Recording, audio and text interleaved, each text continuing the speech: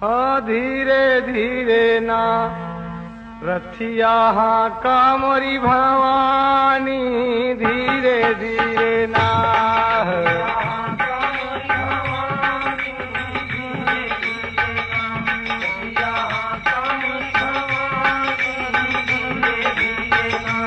रथिया का मोरी भवानी, धीरे धीरे ना।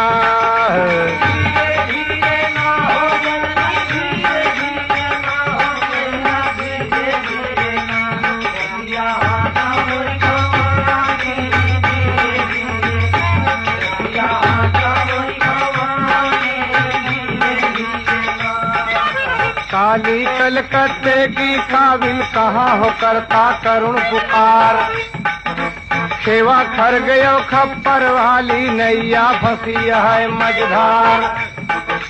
गाय